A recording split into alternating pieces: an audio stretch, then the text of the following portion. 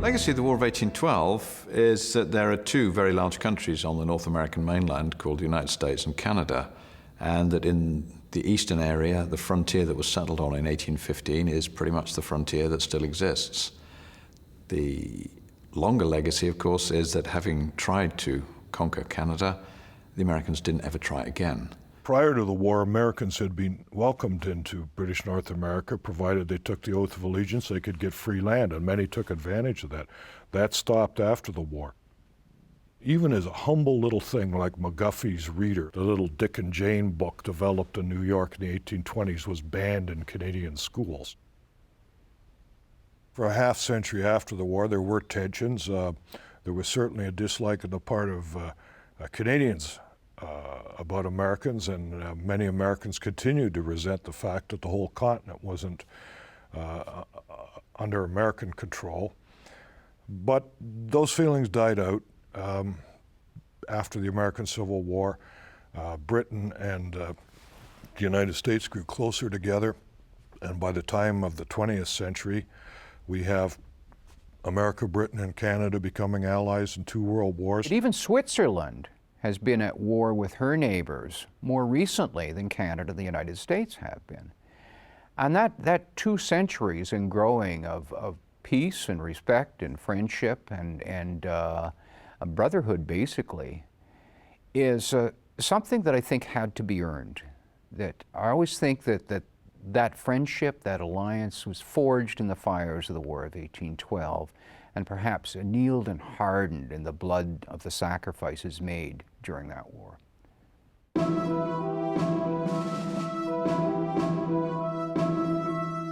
Sometimes the War of 1812 is sort of lost between the American Revolution and the Civil War.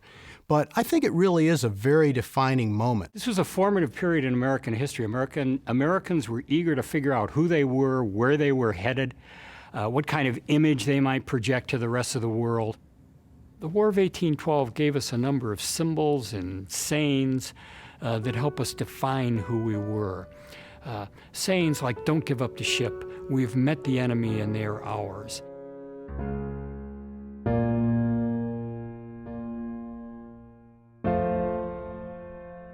And symbols like the USS Constitution, which had such magnificent success in its cruises during the war.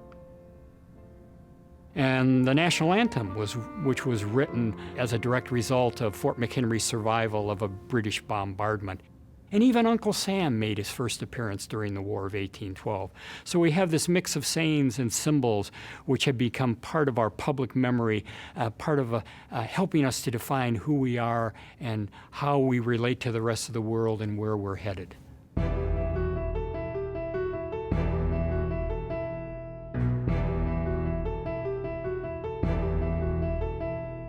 Big legacy is to the War of 1812 for us is that it diminished our ability to be Haudenosaunee, to be one people living under one law.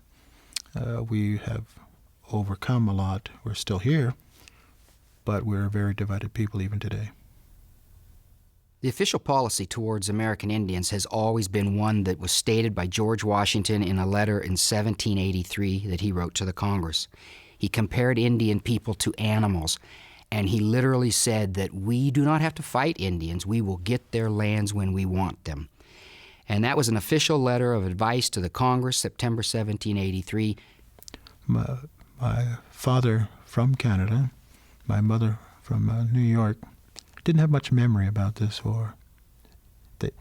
It's almost like we lost the sense of what it was all about.